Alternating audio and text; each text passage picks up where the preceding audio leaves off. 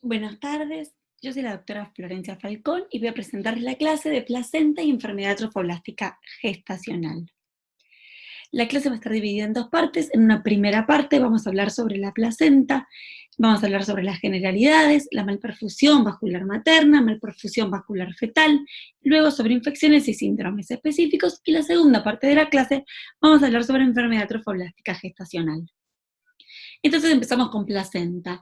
Antes que nada quiero decirles que muchas de las fotos que van a ver ustedes que ilustran esta clase son de casos nuestros y otras son sacadas de distintos libros y distintas publicaciones que acá tienen la bibliografía por si les interesa ampliar el tema. En cuanto a las generalidades sobre la placenta y por qué les damos esta clase a ustedes, vamos a decirles que 6.4 muertes perinatales ocurren en el mundo por año y muchas veces con el estudio de la placenta puede dilucidarse la causa de muerte del bebé.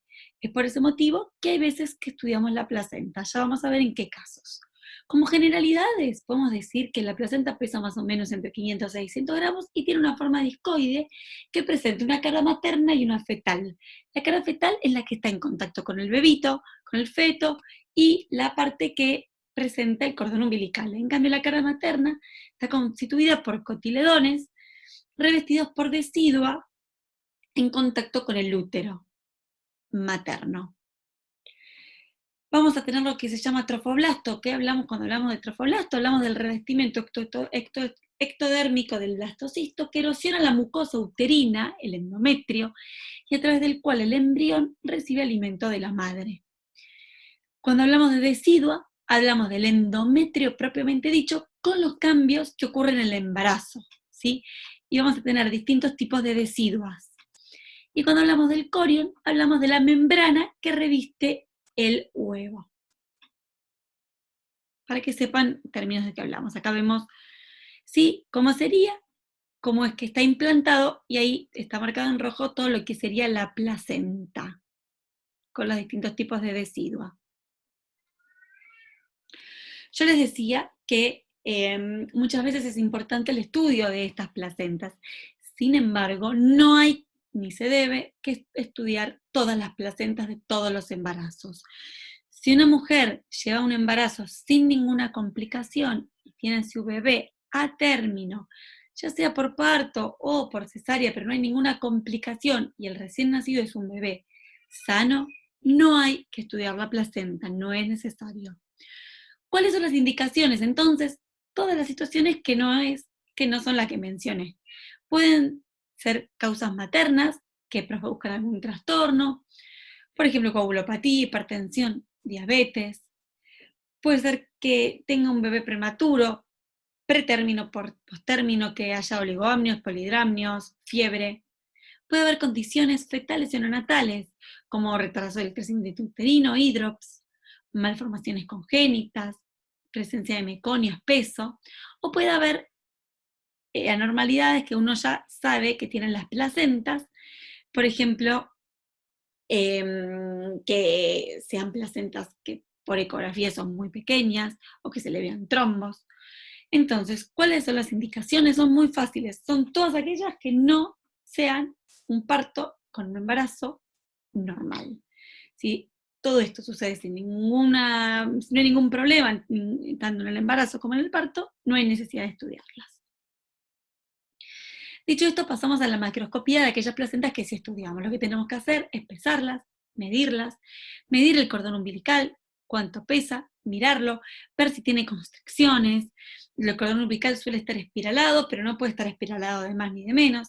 Y después miramos también las membranas ovulares, que miramos el color y vemos si están completas o incompletas. Y además cortamos el disco placentario y lo miramos con detenimiento en búsqueda de cosas de pérdida del color normal, pérdida de la consistencia normal. Esto es una placenta normal en la cual se puede ver el disco placentario. En este caso estamos viendo la cara fetal, que tiene un cordón umbilical espiralado. Vemos gruesos vasos. Esto es la normalidad de una placenta. El cordón umbilical en este caso está insertado de manera paracentral, lo que es totalmente normal. Acá vemos la cara materna de la placenta, lo más importante con de la cara materna de la placenta es fijarnos que estos que se llaman cotiledones estén íntegros. Eso sí es algo que todos los obstetras miran, ni bien se hace el alumbramiento de la placenta, que los cotiledones estén íntegros. La mujer puede haber tenido un embarazo perfecto, un parto normal, pero retener alguna parte de la placenta dentro del útero, y eso es muy peligroso. Entonces, porque no se va a retraer el útero como corresponde. Post-parto, post-cesárea. Por gente pasa en el parto porque por la cesárea se saca más fácil la placenta, pero en el parto, después de un parto natural, un parto por vía vaginal, perdón, después de un parto por vía vaginal, siempre hay que prestar especial atención. Y a nosotros cuando nos llegan también. En este caso están íntegros. Acá vemos otra cara fetal con el cordón, también de inserción paracentral. Acá en la placenta de arriba vemos un cordón que está en una inserción marginal, que está en menos de 1 centímetro del borde, y abajo vemos uno que es bien periférico. Perdón, uno que es, el de arriba es marginal y el de abajo es una inserción velamentosa. Estas son inserciones que son un poco más peligrosas. Acá vemos cómo es el corte transversal, la placenta, que es bien rojo, le llamamos nosotros rojo vinosa, y al costado vemos un cordón umbilical. Vellosidades corales, esto no es necesario que lo sepan ustedes con detenimiento, pero sí es necesario que sepan que las vellosidades, a medida que va, desde que se forma hasta que va creciendo la placenta y se forma una placenta a término, hay distintos tipos de vellosidades. Las más importantes que sí me interesa que sepan es que las terminales son muy chiquititas y tienen muchos capilares sinusoides dilatados que ocupan más del 50% del estroma. Acá vemos una placenta a término normal, con todas estas vellosidades que, como vemos, son muy chiquititas y están llenas de vasos sanguíneos congestivos. Lo que vemos rosa entre medio de las vellosidades es depósitos de fibrina, que son completamente normales, en una cantidad regular, hacia el final del embarazo. Acá, en la foto de arriba a la izquierda, vemos lo que es el amnios. Estos son las membranas ovulares y lo que vemos en la parte superior es el amnios, que está constituido por un epitelio. Abajo vemos el amnios con fibroblastos, una capa compacta y lo que se llama la capa fibroblástica, y abajo vemos el corión, que el corión también tiene una capa reticular, una membrana basal, y el trofoblasto, y por debajo de eso es la decidua materna. Esto es como está constituido. Y abajo a la derecha vemos una foto de un cordón umbilical con lo que se llama gelatina de Wharton, que es eso bien gelatinoso. Bueno, acá terminamos con las generalidades. Vamos a hablar sobre la malperfusión vascular materna. La malperfusión vascular materna incluye cambios que podemos observar nosotros en la placenta a nivel macroscópico, cambios que vemos tanto macro como micro, y otros cambios que vemos solamente microscópicos. El primer cambio macroscópico es la hipoplasia placentaria. La hipoplasia placentaria se dice cuando una placenta presenta un cordón umbilical muy finito, o una placenta está por debajo del percentilo 10 para la edad gestacional. En cuanto a los infartos, esto es importante que lo sepan, que son áreas de necrosis, como los infartos que vieron en Pato 1, ¿sí? Uno hizo un infarto isquémico por falta de suministro de oxígeno. Como los infartos en cualquier lado del cuerpo, como los infartos cardíacos, por ejemplo, los recientes son muy difíciles de ver, hay que palpar la placenta, que sean más firmes y secos. Es importante que se ven muy frecuentemente entre el 10 al 25% de las placentas. Lo que pasa es que muchas veces los infartos son pequeños y periféricos, entonces por ahí no tienen mucha significancia clínica. ¿Cuáles sí son importantes? Los que miden más de 3 centímetros, son grandes y centrales. Suelen involucrar el piso materno, tienen forma piramidal, y ¿qué le puede ocasionar esto al feto? Hipoxia, retraso del crecimiento intrauterino, daño fetal o parto prematuro. Así como se ve un infarto, a la izquierda vemos la foto macroscópica, estas áreas blanquecinas que alternan con la coloración rojiza normal. Esos son los infartos. Y acá vemos unas fotos que se ven con las vellosidades, una pérdida del espacio intervellositario, como se ve arriba, y abajo vemos a menor aumento estas vellosidades fantasmas. Vieron que siempre los infartos, siempre los infartos isquémicos suelen verse con las estructuras de tipo fantasmagórica, como fantasmas, así, medio borrosas. con engrosamiento, en este caso, de las membranas. Otra cosa que podemos llegar a ver es un hematoma retroplacentario. ¿Por qué es importante? Porque si un hematoma retroplacentario muy grande puede producir un desprendimiento de placenta. No sé si ustedes saben, pero un desprendimiento de placenta es una urgencia obstétrica. Un desprendimiento de placenta tiene que ir a la clínica en los próximos 10 minutos o menos.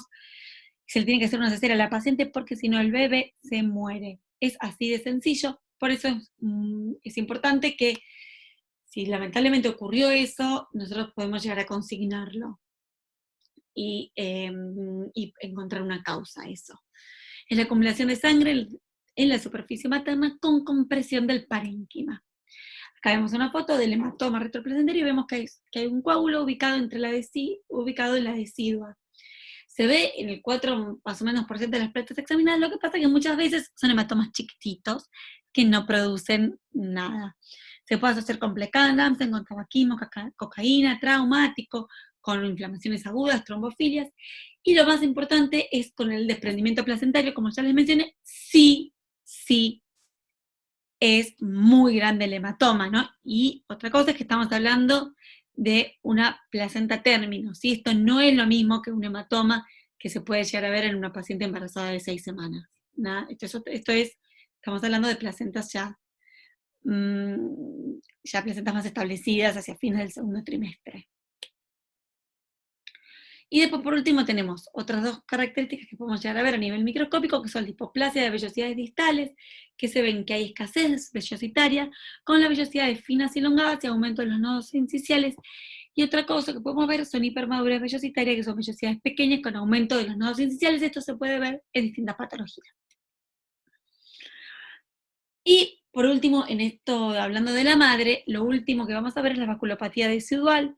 Es esto que sucede, es una aterosis aguda en la cual los vasos van a presentar necrosis fibrinoides con o sin células espumosas. Podemos tener perivasculitis crónica, ausencia de remodelación de las arterias espiraladas, trombosis arterial y persistencia del trofoblasto. Ahora esto yo lo voy a explicar mejor cuando veamos hipertensión arterial. Y por último, la malperfusión vascular fetal. Hablamos de problemas principalmente en el cordón umbilical, por ejemplo, como una lesión del cordón y en la hipercoagulabilidad. Entonces, esta fue la primera parte de placenta. Vamos a lo que son infecciones inespecíficas, específicas y síndromes. En cuanto a la macroscopía de las infecciones, muchas veces vemos estas placentas que tienen las membranas opacas, que tienen este material que parece purulento. Lo más importante y una de las cosas más importantes de la clase es esto, que es la coriomionitis aguda. Por lo general se da por una infección ascendente, ¿sí? Por una infección por vía vaginal, no hematógena. Esa es la mayoría de los casos. Acá a la izquierda vemos una foto de estas membranas que yo les expliqué, que arriba está el corion, ¿sí? Y abajo, que arriba está el amnios, perdón, y abajo está el corion, ahí arriba vemos el epitelio del amnios. Acá podemos ver que ahí se ve en amarillo, un infiltrado inflamatorio a nivel del subcorion, ¿sí? Eso es lo que nosotros llamamos una subcorionitis aguda. Y le llamamos con respuesta materna en estadio 1 o en un estadio temprano. ¿Qué pasa? En la foto de la izquierda vemos que arriba el amnios está completamente normal, vemos el epitelio bien, abajo vemos que no hay infiltrado inflamatorio, pero sí vemos el infiltrado inflamatorio un poquito por debajo del corion. Por eso es que se llama subcorionitis aguda, porque lo que vemos son polimorfias nucleares. Esta es una respuesta de la madre, ¿sí? ¿Por qué? Porque lo estamos viendo en la placenta que sería parte de la madre. ¿Está? Por eso se le llama subcorionitis aguda, respuesta materna en estadio temprano o en estadio 1, sería como leve. A la derecha vemos que también se ve el epitelio, ¿sí? Lo ven todos el epitelio, y vemos que los neutrófilos no están debajo del corion, están ocupando todo. Entonces, en este caso, tenemos un estadio 2 de coriomionitis aguda. ¿Se entiende? Entonces, estadio 1, vemos en el subcorion, en el estadio 2 del subcorion ya pasa y asciende, ¿sí? Hasta comprometer ya el amnios. Este cuadrito es el cuadrito que nosotros usamos para estadificarlas a las respuestas inflamatorias maternas, o sea, estas inflamaciones. Como les dije, el estadio 1 es subcorionitis o corionitis aguda. El estadio 2 ya lo llamamos corioamnionitis, porque se acuerdan que yo les dije que se iba para arriba comprometiendo el amnios. Ven que dice polimorfia nuclear, se extienden al corion fibroso y al amnios. Y en estadio 3 ya tenemos una corioamnionitis necrotizante. También vamos a ver en el epitelio, ¿sí?, del amnios que está necrótico. Acá, en las dos fotos, tanto del estadio 1 como del estadio 2, lo vemos bien al epitelio y no vemos necrosis. ¿Entiende la diferencia? Esto dijimos respuesta inflamatoria materna. Y después la respuesta inflamatoria fetal es cuando hablamos de vasculitis coriónica o ya vemos compromiso en el cordón umbilical, ¿sí? Por eso la respuesta inflamatoria materna es en el disco placentario y la fetal es en el cordón umbilical. La realidad es que la mayoría de las veces lo que nosotros vemos son respuestas inflamatorias maternas y no tanto fetales. Si nosotros llegamos a ver el cordón umbilical inflamado, seguramente el bebé corrió más riesgo, ¿sí? Acá vemos otro ejemplo de un caso nuestro. Ven ahí en el medio de la pantalla como en diagonal que atraviesa el epitelio. Abajo vemos que está bien el amnios y vemos el infiltrado inflamatorio por debajo. En esta foto estaría por arriba, pero porque está dado vuelta. Entonces este es un estadio 1. Acá vemos los polimorfonucleares. ¿Sí? Ese es algo muy importante. Ahora vamos a ver la inflamación de las vellosidades. Vamos a hablar de lo que se llama vellitis o inflamación de las vellosidades de etiología desconocida o no específica. Son indeterminadas, la realidad es que lo vemos entre un 5 y un 15% de las placentas, el 95% de las vellitis son de etiología no conocida. Se ve en el tercer trimestre, vemos linfocitos y macrófagos, la mayoría son leves y no tienen clínica ni ninguna importancia tampoco, ¿sí? Pero nosotros si lo vemos infiltrado inflamatorio, como dije, es de linfocitos y de macrófagos, nosotros lo consignamos en el informe. Estos dije que eran por lo general por infecciones no específicas, y ahora vamos a las específicas, que son por distintos agentes etiológicos. En este les muestro cándida, así se ve el cordón. En ese cordón umbilical se ven unas plaquetas blanquecinas, que son los honguitos, que nosotros los vemos así, podemos verlo como si fuese material fibrino leucocitario, donde vemos las hifas. Por otro lado podemos ver sífilis congénita. ¿Qué vemos en la sífilis congénita? Son placentas grandes y bulky, vellosidades grandes, relativamente inmaduras, y lo importante, más importante de la sífilis, es que son hipercelulares las vellosidades. ¿Sí? Entonces, si yo les digo que tengo vellosidades hipercelulares, ¿por qué? ¿Qué son esas células que les digo que son hipercelulares? Son linfocitos, plasmocitos y células de Hofbauer que son macrófagos, ¿sí? Y también puede llegar a haber una funicitis necrotizante, pero no se ve siempre. Todas las características que yo estoy diciendo de las infecciones pueden no verse el cuadro completo en la placenta, sino que yo veo algunas cosas y sugiero y después lo complemento. Por ejemplo, acá el diagnóstico definitivo sería ver espiroquetas en el cordón umbilical, ¿sí? Pero bueno, ustedes sí tienen que saber más o menos cuáles son las características de cada infección. Entonces, en sífilis congénita, grábense que las vellosidades son hipercelulares, infiltradas con células con linfocitos, plasmocitos y células de Hofbauer. La toxoplasmosis también tiene una placenta de alto peso y edematosa, y puede tener desde una vellitis leve hasta un proceso destructivo con necrosis y fibrosis, o sea que es un cuadro muy heterogéneo. Puede haber también granulomas, y lo más característico es que vea quistes con taquizoitos, como se ve en la foto, pero repito, no se ven siempre. Puedo sugerirlo si la paciente tiene, por ejemplo, una IgM positiva para toxo. Pero bueno, eso es, siempre está bueno contar con datos clínicos y de laboratorio. Acá vemos un citomegalo, que por lo general son placentas que tienen tamaño variable, tiene un infiltrado también plasmocitario y hemosiderina estromal. Y el diagnóstico, que es muy importante ver, pero que tampoco se ven en todos los casos, son estas inclusiones, como se ve en la foto a la izquierda, en la de la derecha también, en la de la izquierda mayor aumento, de estas inclusiones eosinofílicas en que pueden estar en células endoteliales, trofoblásticas o en las células de Hofbauer, ¿sí? Ahí se puede ver esta inclusión nuclear eosinofílica. Entonces, grábense, citomégalo, inclusión intranuclear eosinofílica.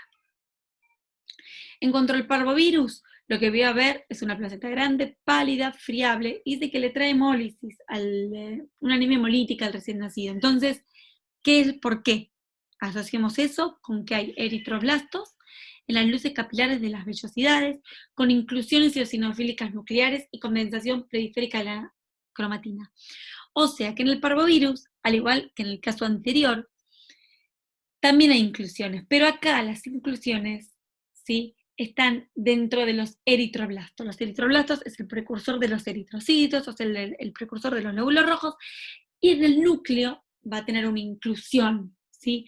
O sea, en el núcleo de los eritroblastos, no está en el núcleo, vuelvo y les muestro acá, como en el citomégalo, que recuerden que eran los núcleos de las células endoteliales trofoblásticas y de Hofbauer, ¿está? Así que acuérdense dónde están unas inclusiones y las otras. Son las dos que tienen inclusiones. Bueno, y ahora vamos, para terminar placenta, el último tema es hablar de los síndromes específicos, que son la preeclampsia y la diabetes. ¿Qué es preeclampsia? Después seguramente en obstetricia lo ven mejor, pero es el aumento de la presión arterial, 14, 140, 90, luego de la semana 20, más proteinuria. Hay hallazgos que son característicos pero no específicos y no existe correlación entre la gravedad de la preeclampsia y las lesiones placentarias. Por lo general la preeclampsia tiene una placenta pequeña, hay vasculopatía residual, disminución del flujo sanguíneo, infartos, hipermadurez vellocitaria, hematomas y obstrucción vascular fetal. Ahora les voy a explicar esto junto con todo esto de la circulación materna, que ya les expliqué un poquito antes, vamos a ver bien qué es lo que pasa. Normalmente, para que ustedes entiendan por qué se producen estos cambios, tienen que saber qué es lo que sucede normalmente y fisiológicamente. Normalmente, el trofoblasto genera un cambio en las arterias espiraladas. ¿Qué es lo que hace? El trofoblasto, de alguna manera, reemplaza el músculo de la pared de las arterias de la placenta. ¿Por qué es necesario que el trofoblasto reemplace el músculo? Porque la placenta tiene que tener alto flujo sanguíneo. Y si yo tengo arterias con un músculo muy grande en la pared, mucho espesor muscular en la pared de las arterias, esas arterias van a tener una luz muy chica. Al tener una luz muy chica y yo tener mucho flujo de sangre, voy a tener una presión alta que le va a hacer mal, tanto a la placenta como al feto como a la madre. Entonces, el cuerpo, como es sabio, y todo el embarazo es algo así muy impresionante y con muchos cambios fisiológicos, uno de esos cambios es que el trofoblasto hace desaparecer ese músculo. Al hacer desaparecer ese músculo del trofoblasto, disminuye naturalmente la presión aumentando el calibre de esas arterias, ¿sí? Eso es lo que dice esto, que el trofoblasto genera la remodelación fisiológica de las arterias espiraladas reemplazando el músculo liso. Esto aumenta las luces vasculares, disminuye la resistencia y por consiguiente disminuyendo la presión sanguínea. ¿Qué es lo que sucede con la hipertensión arterial? ¿Por qué se genera la hipertensión? Porque hay ausencia de la remodelación fisiológica. Entonces el músculo liso persiste. Si persiste, disminuye el flujo uteroplacentario. Si el flujo uteroplacentario disminuye, aumenta la presión arterial. Ese aumento de la presión arterial, además, genera daño endotelial. Y ese daño endotelial empieza a sintetizar un montón de factores solubles y de citoquinas que son muy dañinas para el endotelio, y por eso es que se forma toda esta vasculopatía residual, toda esta aterosis aguda. Acá es un ejemplo, por ejemplo, de un caso que tiene todas las arterias con la persistencia de la capa muscular. Y esta paciente tuvo una preeclampsia. Entonces, la consecuencia de esto es que aumente la presión, ¿sí? La presión materna aumenta porque este remodelado no ocurre. Es por eso que después que nace el bebé, la mayoría de las pacientes vuelven a estar normotensas, ¿sí? O sea que La hipertensión es una consecuencia de esto, que la verdad es que no se sabe por qué sucede. Sí hay factores de riesgo, pero no se sabe por qué sucede. Acá vemos otra foto, mayor aumento. En este caso, un estadio ya más avanzado con mucha necrosis fibrinoide y ya con la luz más pequeña. Entonces, ese es un tema muy importante, ¿sí? El de la hipertensión arterial y, es importante porque la hipertensión sí es también, puede llegar a ser, si la paciente llega a ser una preeclampsia grave o una eclampsia, ya también es otra urgencia obstétrica, siempre tenemos que estudiar muy bien este tipo de placentas. En cuanto a la diabetes, aproximadamente la mitad de los casos son placentas normales, son placentas de gran peso, gran tamaño, diabetes no controlada estoy hablando, con un cordón umbilical largo edematoso, vellosidades grandes, vieron que en la diabetes los bebés son macrosómicos. Además vemos corangiosis, que es el aumento de la cantidad de vasos en cada vellosidad, vemos inmadurez vellositaria distal, un prominente citotrofoblasto, depósito de fibrina y arteria uterina única.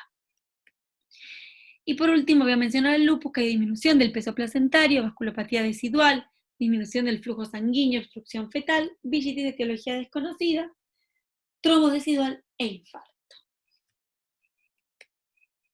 Bueno, eso fue toda la parte 1. Ahora, respiramos profundo, 10 segundos, y seguimos con la segunda parte.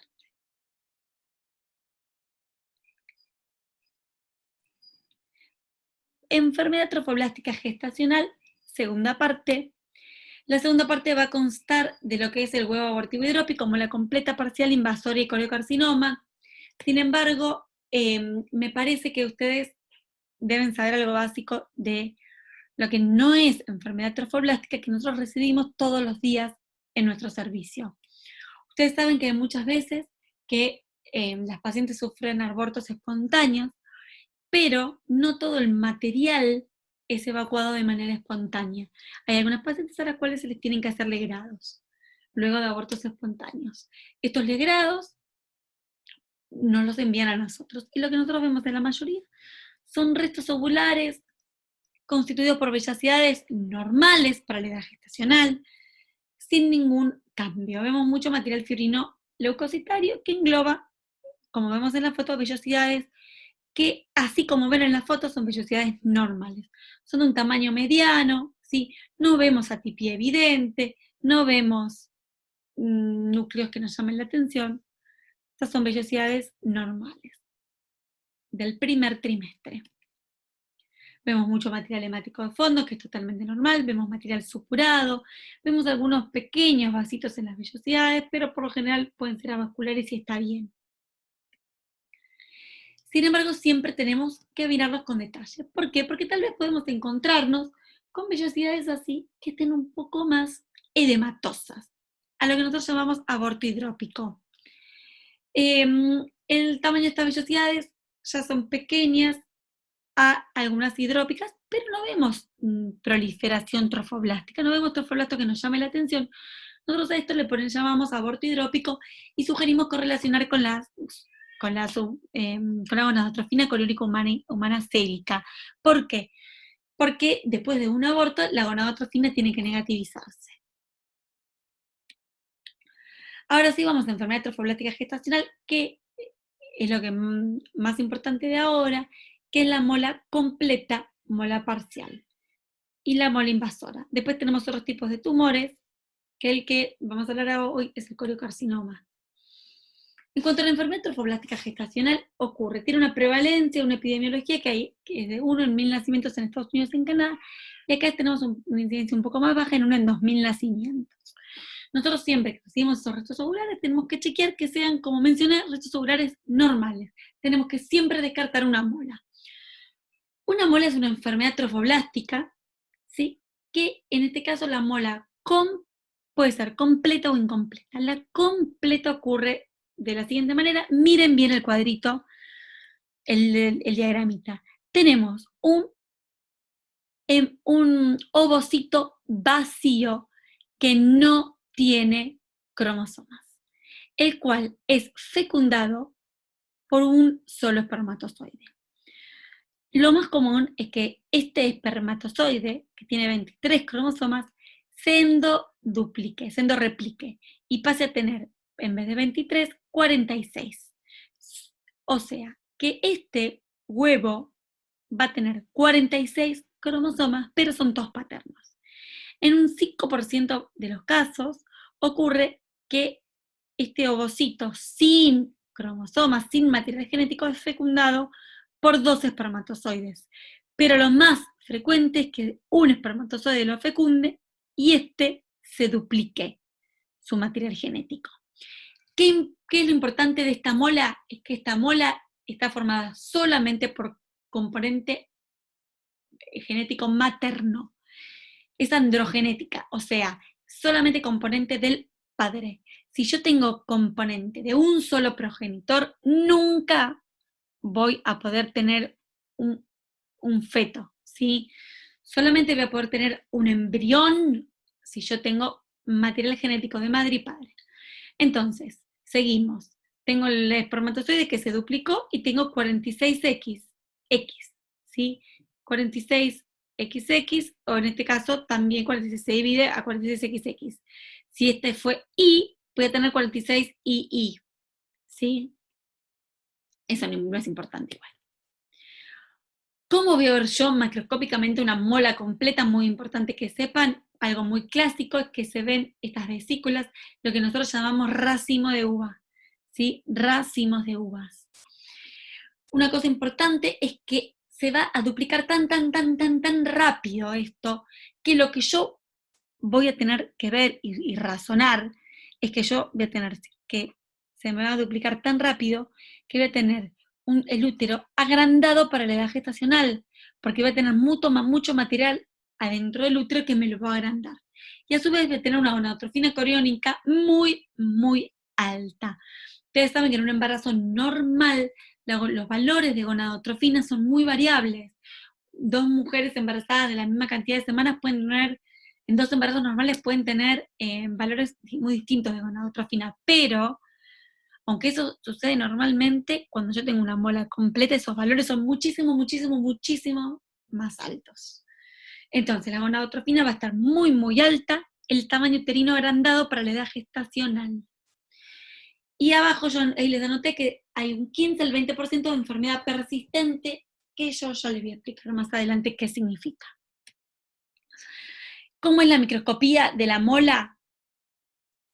Vemos vellosidades que están aumentadas, ven que no son nada que ver a las que vimos como los restos ovulares, son vellosidades grandes, ¿sí? Y como podemos ver, alrededor de cada vellosidad tenemos proliferación trofoblástica que ocupa toda la circunferencia de la vellosidad. Toda la circunferencia de la vellosidad. Vemos que dentro de las vellosidades hay estos, como si fuesen huecos, entre comillas, que se denominan cisternas, ¿sí? Típicas de la mola completa.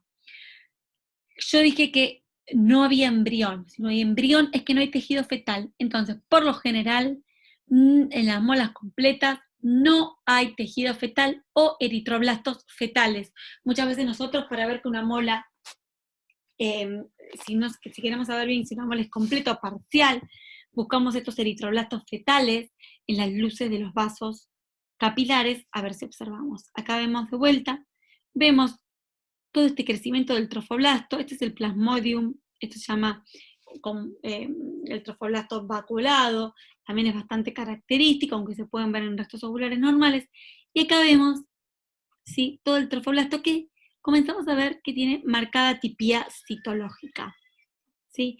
Acá vemos de vuelta estas vellosidades grandes, edematosas, sin vasos.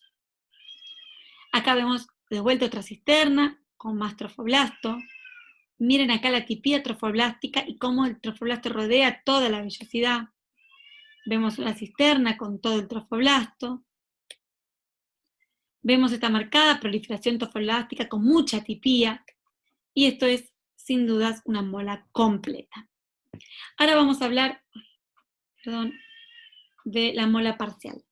La mola parcial, ¿sí?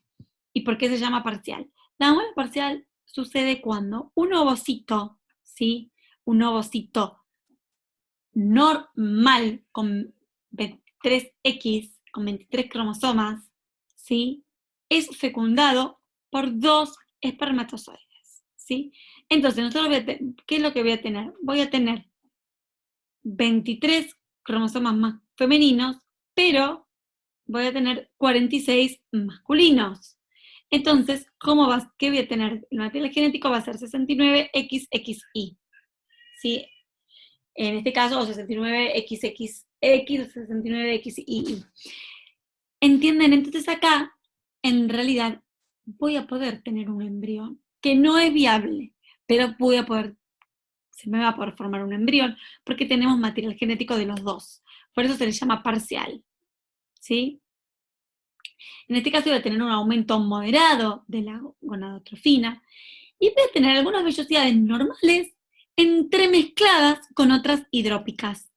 Voy a tener cisternas menos evidentes, voy a tener invaginaciones trofoblásticas o inclusiones del trofoblasto, que es bastante característico de la muela parcial, menos proliferación trofoblástica, voy a tener atipía focal o sin atipía, puedo ver tejido fetal y glóbulos rojos nucleados. Sería, para decirlo de manera burda y más fácil, una mezcla entre restos ovulares que vimos al principio y lo que es la mola completa. Voy a tener de las dos. Esta me va a generar una enfermedad persistente en el 1 al 5% de los casos. O sea, en la mola completa yo le dije que era hasta 20%. Me puede generar una enfermedad molar persistente y menos. O sea que es más grave la mola completa.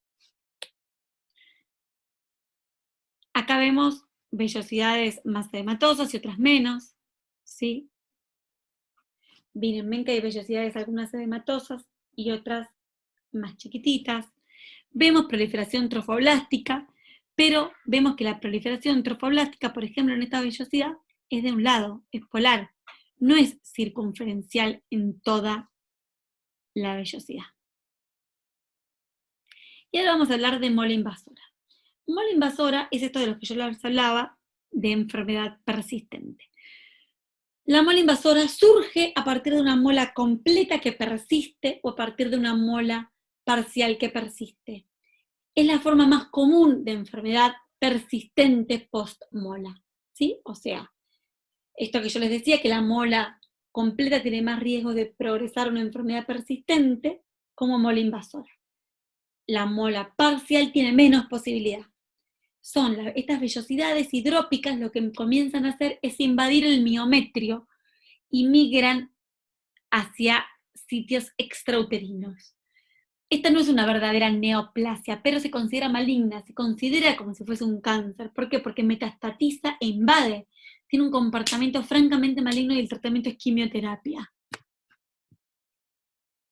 ¿Sí? Y por último, voy a hablarles del coriocarcinoma.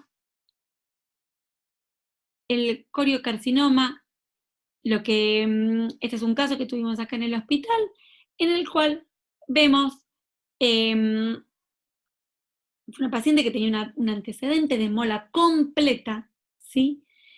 Y luego continuó con sangrados, con aumento del HCG, y le tomaron una biopsia y llegamos a esto, que tenía un coriocarcinoma. Vemos acá el útero, presenta esto a nivel endometrial, y este es un tumor trofoblástico gestacional más frecuente. Ustedes sepan que puede generarse a partir de una mola, ¿sí? 50% surge luego de un parto a término, 25% luego de una gestación molar y 25% luego de otros tipos de gestación. El síntoma más común es el sangrado y lo importante es que tiene niveles altos de gonadotrofina corionucumana y puede verse hasta de 1 a 48 meses luego de la evacuación de la mola hidatiforme. Y hay una proliferación tanto del cito como del sincicio trofoblasto, una proliferación maligna con mucha atipía, sin necrosis. Acá vemos cómo está invadiendo el miometrio. ¿Sí? Miren la atipía citológica que tiene. Y acá vemos una embolia vascular. ¿Sí? Es un tumor muy grave. Y por último, acá les voy a dejar unos cuadros, ¿sí? Estos cuadros vamos a diferenciar la mola completa de mola parcial y de aborto hidrópico. En el caso del... En resumen, en cuanto al, vamos a decirlo muy rápidamente, el volumen del tejido, como les dije, en la mola completa es exceso, por eso está el útero aumentado de tamaño, en la mola parcial es moderado, y en el aborto hidrópico es escaso normal, ¿sí? Las vellosidades suelen ser muy grandes, la tipía citológica muy marcada en la mola completa, el contenido de ADN, lo que estuvimos hablando, 46 cromosomas paternos, y el riesgo de enfermedad trofolástica residual es del 10 al 20%. La mola parcial, como dijimos, había 2 tamaños de vellosidades y un riesgo de progresar del 1 al 5%, y en el aborto hidrópico casi no hay riesgo. Y acá en cuanto a la histología, dijimos que en la mola completa se veían muchas cisternas, en la mola parcial puede haber. Dijimos que la forma de las vellosidades son muy bulbosas, el trofoblástico está circunferencial, ¿sí? Esto es como un resumen.